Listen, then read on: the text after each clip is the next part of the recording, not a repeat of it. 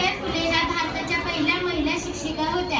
त्यांचा जन्म 3 जानेवारी 1831 रोजी सातारा जिल्ह्यातील नायगावी येथे झाला. त्यांचा विवाह लहान वयात ज्योतिबा फुले यांच्याशी झाला.